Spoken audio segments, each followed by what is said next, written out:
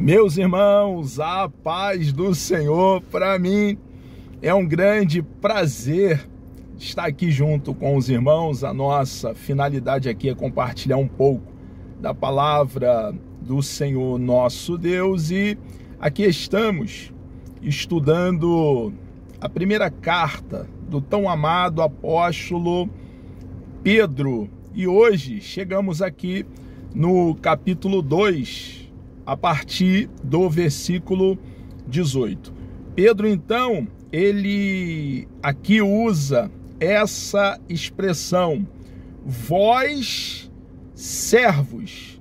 Ele tem uma palavra para os cristãos, aqueles que criam em Cristo de todo o coração, a igreja ali que estava naquela região da Ásia Menor, a atual Turquia, e estavam sendo duramente perseguidos por se manterem fiéis ao nosso Senhor e Salvador Jesus Cristo, por pregar o evangelho genuíno, o plano bendito de salvação, e não se dobrar diante da idolatria daqueles que ali estavam adorando deuses que não falam, não vê, não intervêm, não apalpam, deuses que são vaidade. Entendendo a palavra vaidade, sua definição no hebraico, vazios, oco, que não podem fazer o bem e nem tampouco podem fazer o mal.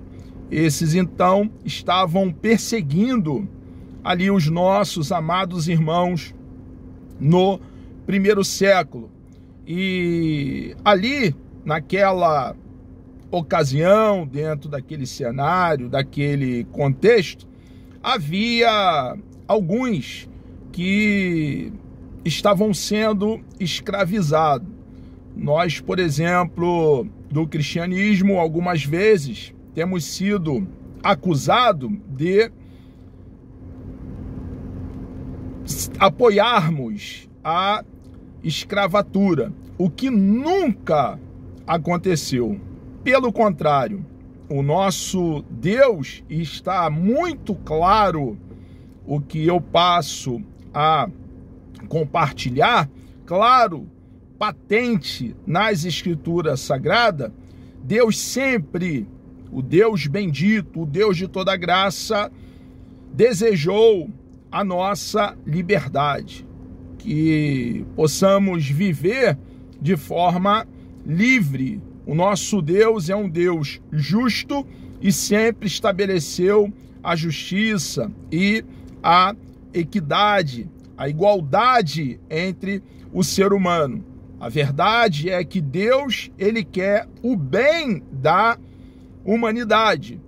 Mas, depois da queda, o que se dá ali no capítulo 3 do primeiro livro do rolo sagrado, das sagradas letras, o livro de Gênesis, naquela ocasião em que deliberadamente o nosso papai Adão desobedece o nosso Deus, a queda, irmãos, trouxe um desajuste na comunhão do homem para com Deus, um desajuste, um desfiguramento no relacionamento do homem com Deus, no relacionamento do homem com ele mesmo, com o próximo e também com a natureza.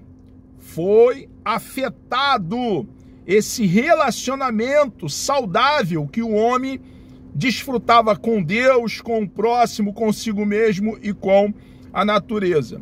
Quando nós nos depararmos com Gênesis capítulo 3, precisamos entender as consequências da queda, as consequências do nosso papai Adão, da nossa mamãe Eva, terem desobedecido a Deus, e a escravidão, o ser humano subjugar um outro ser humano e esse outro ser humano o servir sem que receba um soldo justo pelo trabalho executado, já aparece ali dentro do livro de Gênesis. Um homem chamado Nimrod, ele estava ali subjugando pessoas. Foi um dos primeiros senhores ali para subjugar pessoas. Já está no início, irmãos, nos primeiros capítulos, depois ali da queda, no primeiro livro da Bíblia. Então, aqui a situação estava nesse mesmo pé. Havia ali senhores de escravo. E o evangelho era pregado a todos, a ricos, classe média, pobre, pregado a nós brancos, a nós pardos, a nós negros, porque o evangelho não é tão somente para aqueles que são marginalizados, vivem à margem da sociedade. Não, não, 1000 vezes não. Toda a humanidade caiu. E a despeito de um inferno ter sido criado para o diabo e seus anjos, não ter sido criado para o homem a passos largos, deliberadamente. Quando eu falo homem, eu estou fazendo alusão aos dois gêneros. Homens e mulheres caminham para juízo, condenação e para o inferno, depois da queda do nosso papai Adão. Adão, ele não foi tão somente o primeiro homem criado. Foi o primeiro homem criado, mas também foi o cabeça federal da humanidade, o representante da humanidade. Quando ele cai, há uma ruptura de comunhão entre ele e Deus. Essa ruptura de comunhão vai permear, perpassar toda a história da humanidade, chegando até os nossos dias. O homem rompeu a comunhão com Deus. O homem está destituído da glória de Deus, longe de Deus. O homem é inimigo de Deus. A Bíblia diz que o ser humano que não crê em Jesus já está condenado. A Bíblia diz que Jesus não veio condenar o homem. Por que Jesus não veio condenar? Porque não se condena o que já está condenado. Jesus veio para salvar e nos resgatar do mercado de escravo, o qual nós nos encontrávamos. Jesus veio para nos trazer liberdade, nos tornar livre, nos dar vida, vida abundante. Então, aqui nós encontramos esse cenário funesto, caótico, triste da escravatura. Deus é tão bondoso, irmãos. O Deus amoroso é o mesmo, o Deus do Novo Testamento. Não é outro no Antigo. Nós vemos a ira divina e o seu amor no Antigo e no Novo Testamento. E nós vemos ali no registro veterotestamentário Deus provendo meios para que o homem não fosse escravizado. Temos ali a festa do jubileu, temos ali um meio, uma provisão da parte de Deus para que os homens fossem livres, para que permanecessem livres. Mas era aqui, esses que nós nos deparamos aqui, que Pedro agora endereça a sua palavra, continuavam escravizados pelos homens, mas estavam livres, porque tiveram, depois de ouvir o plano bendito de salvação e serem feridos por essa palavra preciosa, a mensagem que dá vida a mortos, agora eles mesmo servindo os seus senhores, eram livres. A despeito do cenário qual eles estavam, eles agora estavam arraigados, fundamentados, plantados, calcados na videira verdadeira que é o nosso Senhor e Salvador Jesus Cristo. Então, o que nos acusam de o cristianismo ser a favor da escravidão não se sustenta, não tem fundamentação bíblica.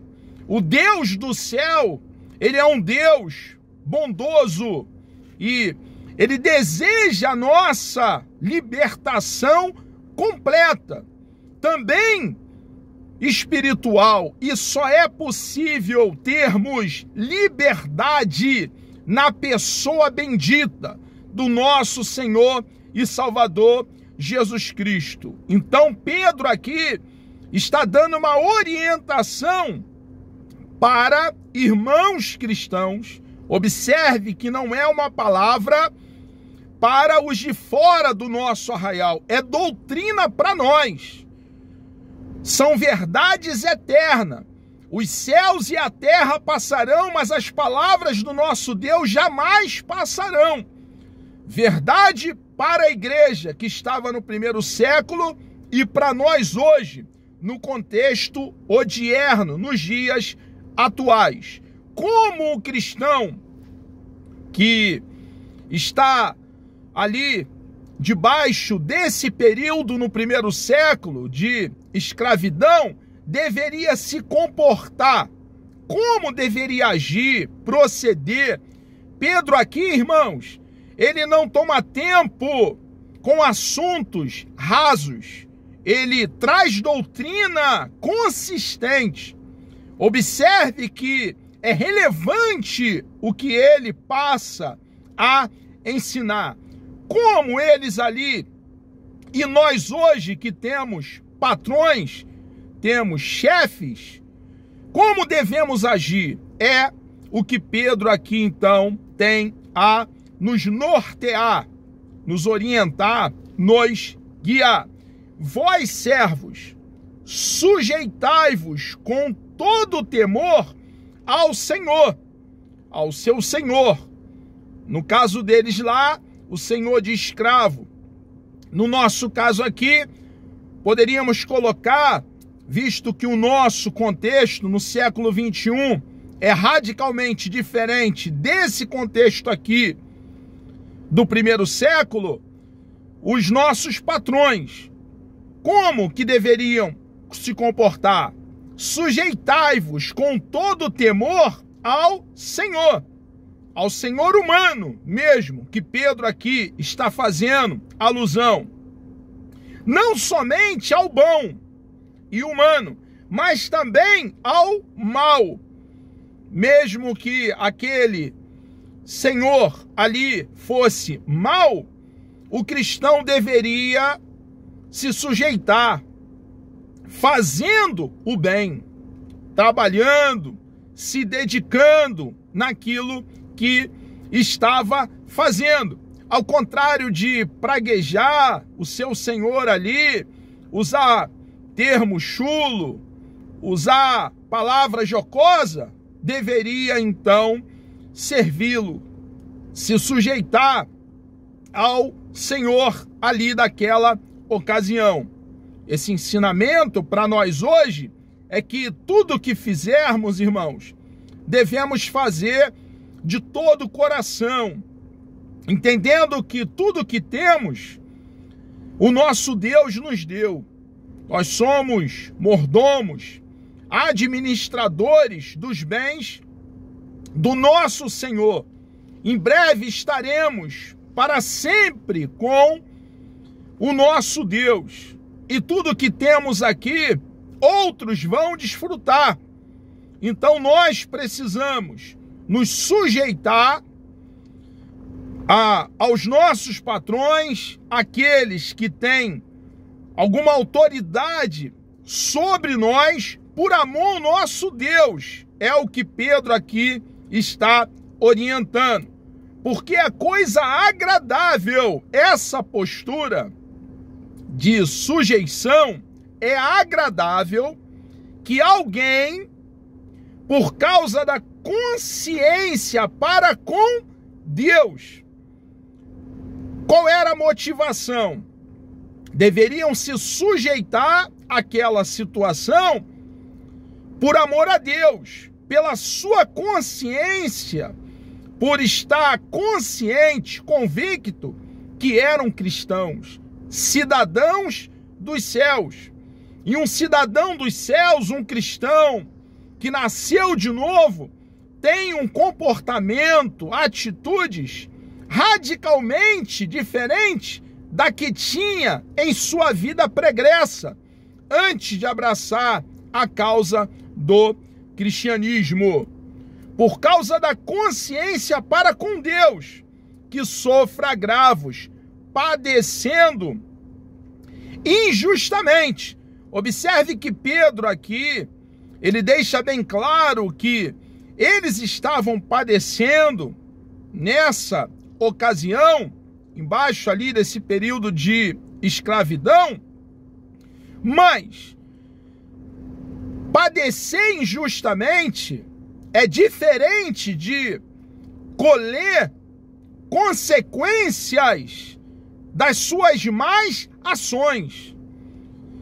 É diferente de receber e colher as consequências das más atitudes. Existem problemas, irmãos, que nós mesmos procuramos por não sermos bíblicos, por não consultarmos o nosso manual, a palavra do nosso Deus. E aí depois, por que eu estou passando por isso? É consequência dos nossos maus atos, das nossas más ações. Então, Pedro aqui está deixando bem claro que eles ali receberiam da parte de Deus o seu galardão, a sua recompensa. Deus se agradaria deles, por eles, devido à consciência, à convicção que tinham do que eram cristãos, representantes dos céus, embaixadores, eram cidadãos dos céus, por eles agirem corretamente, por amor a Deus e servir de todo o coração, seriam ali galardoados pelo próprio Deus. Pedro ainda prossegue dizendo: porque é coisa agradável que alguém, agradável a quem? A Deus, irmãos, que alguém padeça injustiça por amor a Ele, e não retalhe, não pague na mesma moeda. Me pisou, vou pisar de volta. Me feriu, vou ferir de volta. Não é uma postura cristã. É o que Pedro está aqui ensinando ali à igreja do primeiro século e a nós hoje. Nós devemos agir por amor, por gratidão ao nosso Deus. Então, por conta da consciência, porque é coisa agradável que alguém, por causa da consciência para com quem? Para com Deus, sofra agravos, padecendo injustamente. Porque que glória será essa se pecando, é o que nós fizemos aqui referência, agindo na carne, procedendo de forma não bíblica, sois esbofeteados e sofreis. Não há glória alguma, porque agindo de forma não bíblica, estão sofrendo por conta das suas más ações. Aqui não era o caso. Pedro está dizendo aqui, deixando bem claro que quando nós sofremos agravo, quando nós somos humilhados e permanecemos ali sem retalhar, sem revidar, amando os nossos inimigos, aquele que nos odeia, orando para que Deus os abençoe, irmãos, é agradável o nosso Deus quando somos bíblicos. Entendemos o nosso posicionamento no nosso Deus e por consciência do que somos, agimos a contento, como o nosso Deus deseja que cada um de nós façamos. Mas se fazendo o bem, olha que doutrina, mas se fazendo o bem, sois afligidos e o sofreis, isso é agradável a Deus. Irmãos, sempre que fizermos o bem e alguém nos perseguir, Deus se agrada de nós. Imagina, irmãos, alguém nos fazendo mal diretamente ou indiretamente, e você e eu orando pelas madrugadas para que Deus abençoe aquele que nos quer mal, aquele que nos odeia, os nossos inimigos. Observe que Jesus, ele não fazia inimigos, ele não dava motivo para ter inimigos. Ele era perfeito. E até mesmo ele, Jesus, tinha inimigos. Você e eu, cristão, embora não façamos inimigos, teremos inimigos. Infelizmente, existe aqueles que vão nos odiar, movido pelas obras da carne, por não andar em espírito, por ciúme, por inveja, por ser alguém colérico, iracundo, que odeia, que tem uma capa de ovelha, mas é um lobo. E nós precisamos, irmãos, com amor, continuar cumprindo a carreira que nos está proposta. A melhor forma de amar a igreja e o rebanho é alimentando o rebanho, ao contrário de deixar o rebanho morrer de inanição, ratiquismo, alimentá-lo com Bíblia.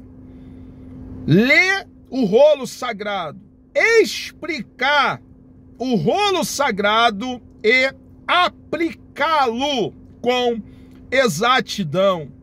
Nós precisamos entender, irmãos, de uma vez por toda, que Jesus sofreu. Caluniaram ele, difamaram ele, pegarem pedras para apedrejá-lo. Se fizeram com a videira verdadeira, farão também com os seus ramos. Porque para isto sois chamados. Pedro então faz aqui lembrá-los, aqueles que ali estavam passando por perseguição, porque para isto sois chamados, pois também Cristo padeceu por nós. Então, assim como ele padeceu, o nosso Senhor e Salvador Jesus Cristo, o Emanuel, Deus conosco, nós também padeceremos. Existem predadores fora e dentro dos nossos arraiais, e nós precisamos, irmãos, continuar amando aqueles que nos odeiam. Porque para isto sois chamados, pois também Cristo padeceu por nós, deixando-nos o exemplo, para que sigais as suas pisadas. Assim como Cristo padeceu por nós, precisamos entender que no mundo teremos aflições e há pedras no nosso caminho, como cristão que somos. Há gigantes, há urso, há leões, há muralhas. O caminho é betumado por espinhos, mas o nosso paladino, o nosso defensor corajoso, aquele cuja rocha, a obra é perfeita, a rocha do seu povo, um muro de fogo que está conosco sempre. Ele nunca vai nos deixar só, nunca vai nos desamparar, o qual não cometeu pecado, irmãos, nem na sua boca se achou engano. Jesus, ele nunca fez o mal e padeceu. Muitos queriam a sua ruína, muitos queriam que ele fosse prejudicado, muitos queriam distanciamento dele, porque ele era luz e as trevas odeiam a luz, o qual, quando o injuriavam, como Jesus procedia, irmãos, é da maneira que você e eu, como cristão, que andamos nas pisaduras do nosso Senhor e Salvador Jesus Cristo, devemos agir, proceder. É o que Jesus espera de cada um de nós. Quando injuriavam, não injuriava, não retalhava, não revidava. E quando padecia, não ameaçava, mas entregava-se àquele que julga justamente, entregava-se totalmente a Deus. Irmãos, precisamos a cada dia amar, mesmo que sejamos menos amados, buscar a face de Deus, orando, não somente pelos nossos irmãos, amigos de fé, mas por aqueles que nos caluniam, difamam, nos inveja, tem ciúme, se sente incomodado conosco. Também devemos, irmãos, orar, amá-los verdadeiramente. Caso precise de cada um de nós, precisamos ajudá-los e atendê-los, levando ele mesmo, Jesus, em seu corpo, os nossos pecados sobre o madeiro. Jesus foi o segundo Adão. Ele tomou sobre ele. Pedro está aqui saturado do plano bendito de salvação. Ele não consegue dar 2 passos sem fazer referência à graça de Deus, o Evangelho. Quando Pedro usa essa expressão, levando ele está fazendo referência ao nosso Senhor e Salvador Jesus Cristo. Ele mesmo em seu corpo os nossos pecados sobre o madeiro.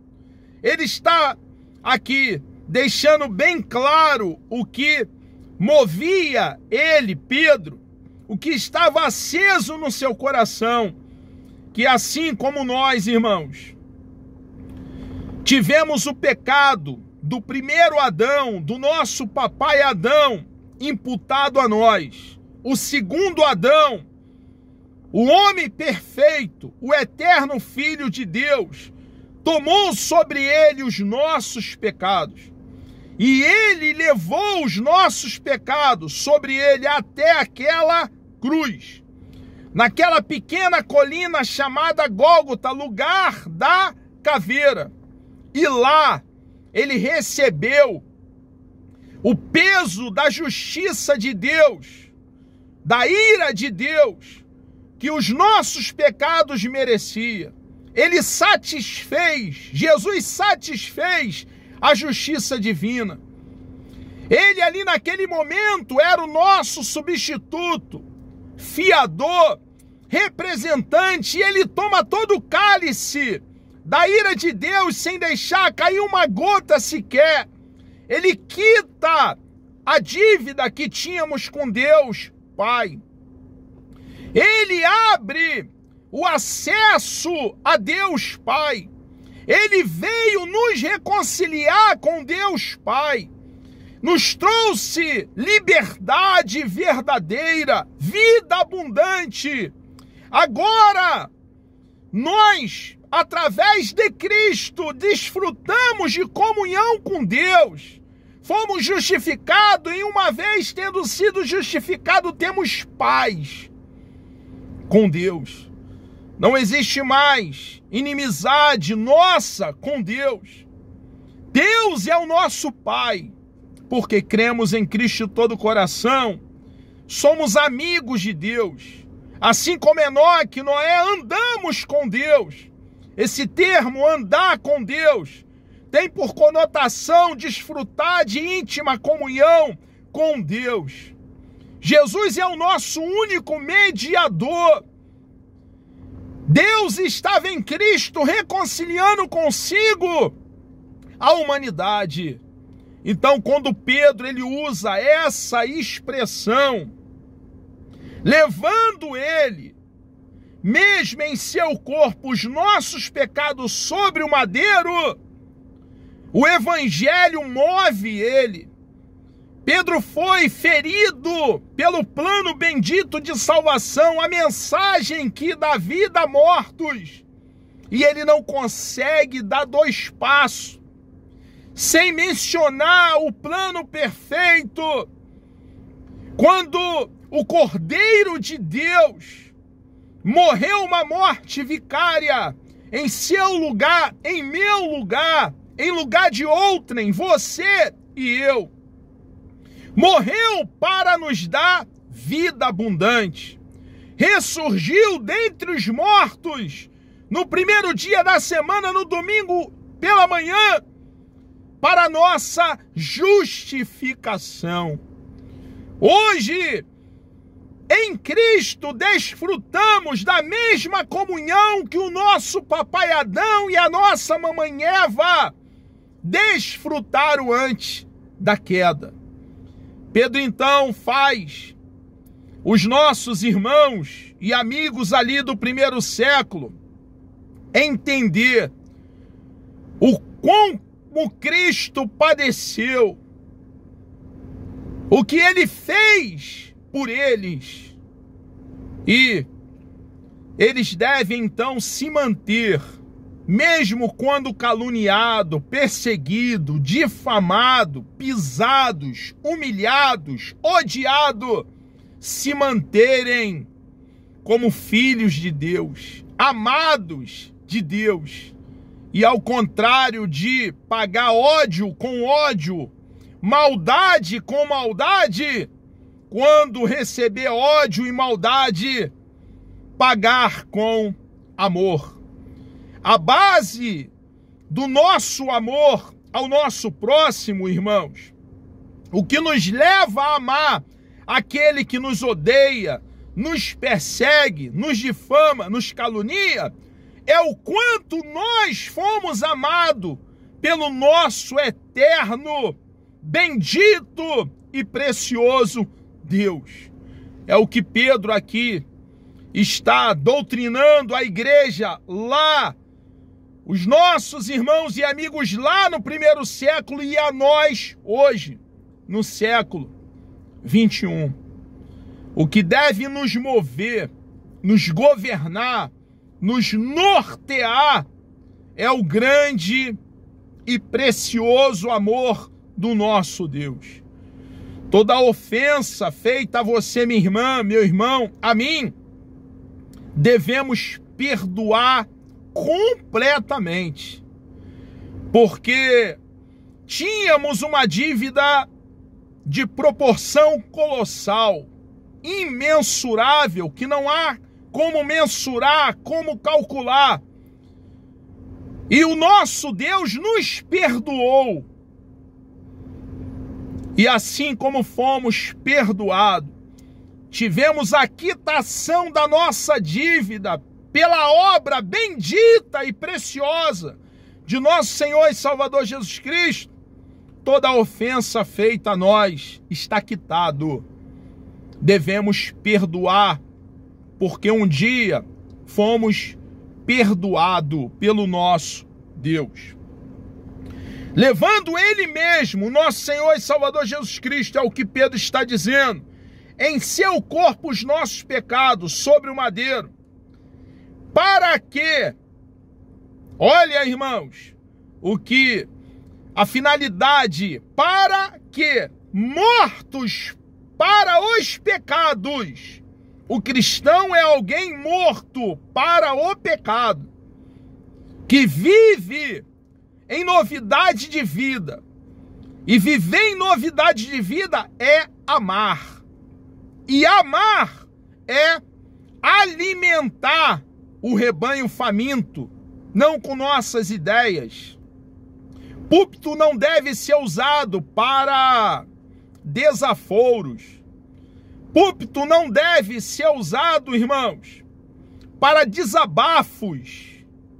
Se nós estamos mal, se temos problemas emocionais, precisamos recorrer aos profissionais que estudaram, psicólogo, psiquiatra, psicanalista.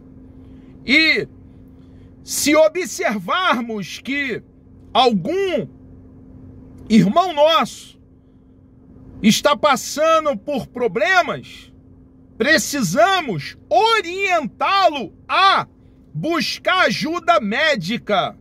Eu me lembro de uma ocasião que eu estava em uma convenção, uma reunião lá na nossa convenção em Madureira.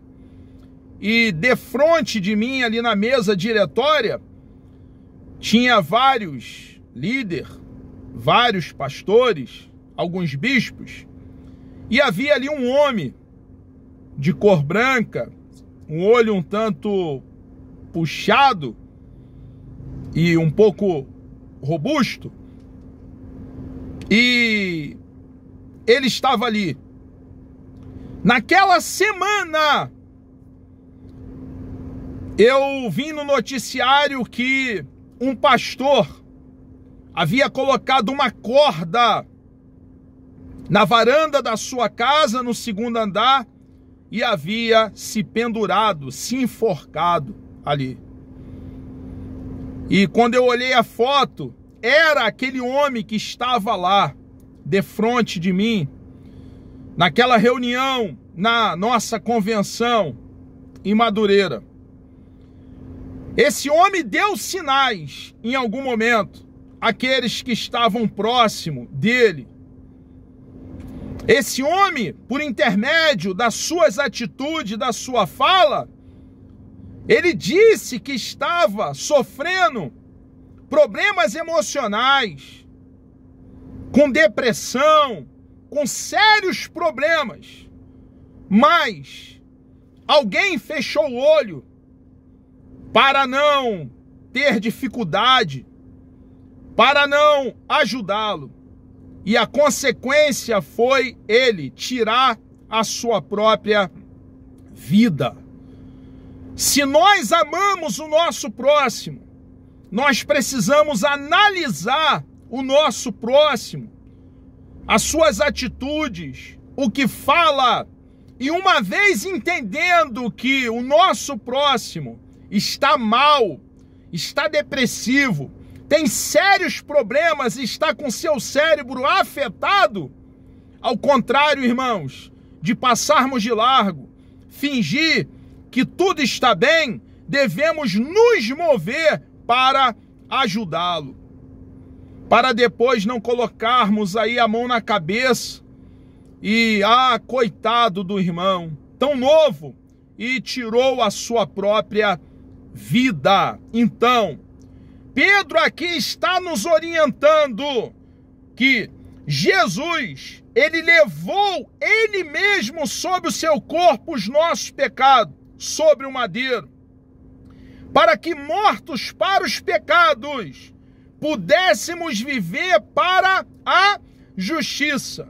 Então nós cristãos devemos ter atitude completamente, radicalmente diferente das atitudes que tínhamos antes. E o nosso posicionamento no que concerne ao pecado é de aversão ao pecado.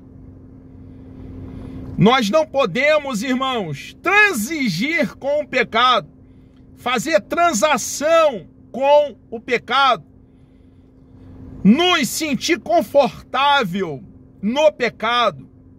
E nós que prezamos em agradar o nosso Deus diariamente, devemos nos posicionar biblicamente. Não podemos fugir, nos esquivar de ajudar o nosso próximo. Quando observarmos que alguém não está bem, precisamos ajudá-lo. Precisamos dizer para o amigo: você está mal. Você precisa de ajuda de um profissional na área e nos mover para ajudá-lo. Ao contrário de encher alguém que está sofrendo de depressão, de trabalho, de responsabilidade, cuidar dele, cuidar dela, para que então depois, uma vez curado, tendo o seu emocional sadio, saudável, aí sim volte a trabalhar. E pelas suas pisaduras, pelas suas feridas, nós fomos sarados. Pedro era alguém bíblico. Pedro não fragmentava a Bíblia. Ele aqui está fazendo alusão ao profeta Isaías, no capítulo 53. Pedro entende que a Bíblia é um todo. E ele faz referência a um ensino veterotestamentário, onde ali está claro que pela obra preciosa de nosso Senhor e Salvador Jesus Cristo, pelas pisaduras dele, pelos feitos do eterno Filho de Deus, nós fomos sarados, recebemos vida e vida abundante. Porque ereis como ovelhas desgarradas, mas agora tendes voltado ao pastor e bispo da vossa alma. Em dado momento, eles ali no primeiro século e nós hoje, no século 21, andávamos desgarrados, até que o evangelho nos feriu. Deus nos deu vida. As escamas dos nossos olhos caíram. Nós que estávamos mortos em delitos e pecado, não demos de ombro para a poderosa e bendita palavra de Deus. E hoje, olha o que Deus fez em nossas vidas.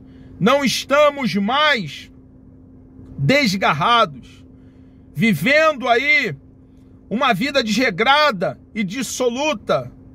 Hoje nós temos um pastor, e ele, como nosso pastor, de nada temos falta, porque ele mesmo, não é o que ele pode fazer, e olha que ele tem feito, e tem feito muito por cada um de nós, mas é ele, o próprio pastor, o nosso Senhor e Salvador Jesus Cristo. Ele é a nossa porção, o nosso quinhão, a nossa herança, o nosso galardão. E nele há descanso, nele há refrigério, consolo para as nossas almas. Amados, chegamos aqui ao término de mais uma exposição nessa preciosa carta do nosso tão amado apóstolo Pedro. Deus me dando vida, querendo o nosso amado e bondoso Deus, nós, na próxima exposição, estaremos aqui ponderando a partir do capítulo 3. Vamos orar? Deus amado, nós louvamos o teu nome, adoramos a tua pessoa bendita, meu Senhor amado. Muito obrigado por essa grande oportunidade. Continue, meu Deus, enchendo o nosso coração de amor pelo Senhor e também, ó Deus, pelo nosso semelhante. Ajuda-nos, ó Pai, nessa peregrinação que não é fácil. Tem momentos difíceis e complicados. Precisamos, ó Pai, de coragem, ânimo, unção, poder, para aqui, Senhor, no nosso proceder, lhe agradar, Deus amado. Entregamos nossas vidas nas tuas mãos. Peço uma bênção, ó Pai, sobre todos que estarão participando de mais esse estudo, ó Pai. Muito obrigado por essa grande liberdade que temos de compartilhar do teu amor, da tua palavra, nesse canal, nas redes sociais.